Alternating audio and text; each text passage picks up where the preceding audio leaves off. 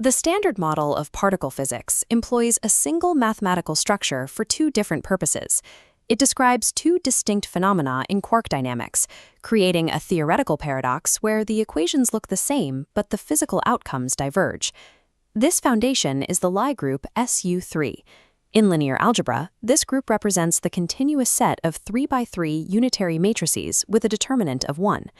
We first apply this math to SU3 flavor.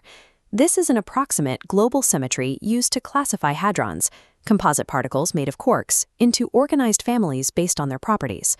We also apply the same group structure to SU3 color. Unlike flavor, color is an exact local gauge symmetry. It is the mathematical requirement that dictates the strong interaction itself. The scope of these two frameworks is separate. One provides a static taxonomy of particles. The other generates the dynamic rules of quantum chromodynamics, or QCD. To understand the mechanics of the nucleus, we must track what happens mathematically when a symmetry is shifted from a global constraint to a local gauge requirement. While they share the label SU3, flavor and color represent two distinct species of symmetry. One classifies the building blocks of matter, while the other generates the physical forces that bind them. SU3 flavor operates as a global symmetry. In field theory, a global transformation applies uniformly and simultaneously across all coordinates. Rotate the system, and you apply that rotation to the entire universe at once. Geometrically, we map flavor symmetry onto an abstract 3D vector space. The axes represent up, down, and strange quarks. Apply a rotation matrix, designated as A, and it transforms the particle.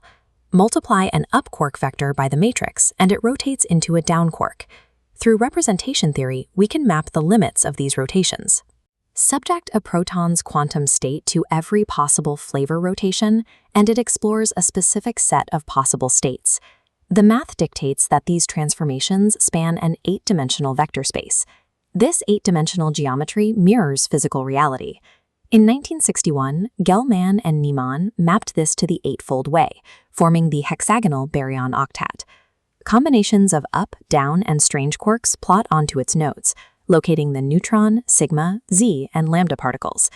However, this taxonomic system comes with a major caveat. SU3 flavor is only an approximate symmetry. The symmetry is broken in nature because the up, down, and strange quarks possess differing rest masses, and they exhibit unique interactions with the electroweak force. If SU3 flavor were an exact symmetry, every particle in the baryon octet would possess identical mass. Experimental mass measurements disprove this, showing the octet is slightly skewed. The discovery of the omega- baryon exposed a critical breakdown in the global flavor model. It is composed of 3 identical strange quarks. To match the observed particle spin of 3 halves, all 3 quarks must have their individual spins aligned parallel. This creates a direct quantum mechanical paradox. Quarks are spin 1/2 fermions. According to the Pauli exclusion principle, no 2 identical fermions can occupy the exact same quantum state simultaneously. Mathematically, the spatial, flavor, and spin components of the omega- wave function are all perfectly symmetric. This means the total composite wave function fails the requirement to be perfectly antisymmetric. In 1965, physicists including Yoichiro Nambu proposed a solution. Quarks must possess an additional hidden SU3 degree of freedom. They defined this new degree of freedom as color charge. It can take 3 distinct values, conventionally labeled red, green, and blue. This formula details the physical requirement this new property imposes. Observable baryons must exist in a color-neutral state. The alternating positive and negative terms guarantee perfect antisymmetry when 2 identical quarks are swapped. By adding this hidden mathematical layer, the Pauli exclusion principle is rescued, and the underlying rules of quantum mechanics remain intact. This brings us to the second framework, SU3 color. Unlike flavor, color is an exact symmetry, completely unbroken by variations in quark mass. But the most critical distinction in the standard model is that color operates as a local gauge symmetry, not a global one. Physically, local gauge invariance means that the arbitrary choice of red, green, or blue vector axes can be changed independently at every single point in space and time. In the local gauge transformation equation, the transformation matrix U depends explicitly on the space-time coordinate, x. The symmetry must hold even if the rotation varies from one point to the next. This local invariance changes the nature of the math. Standard derivatives fail to maintain the symmetry, forcing the introduction of the gauge covariant derivative. Constructing this new covariant derivative requires adding new mathematical terms to keep the equation balanced.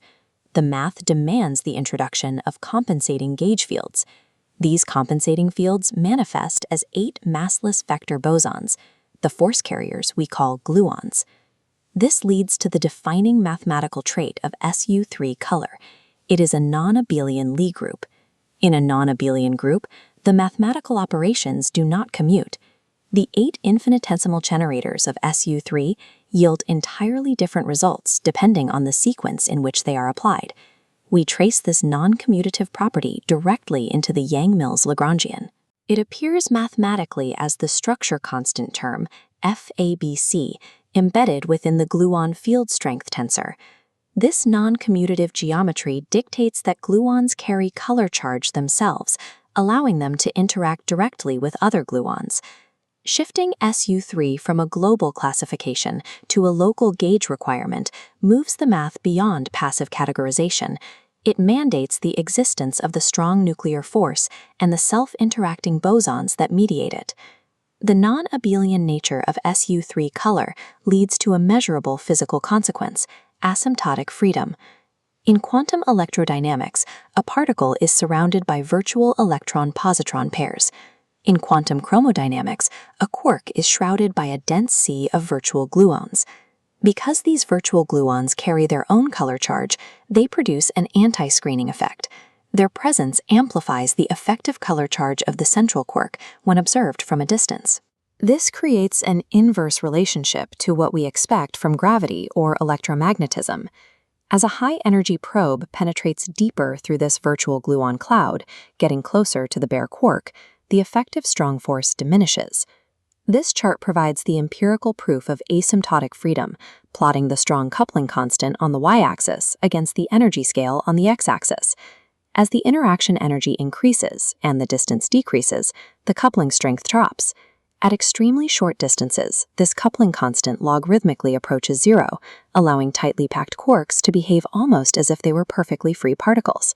This calculable decrease, discovered in 1973, allowed physicists to use perturbation theory for high-energy strong interactions.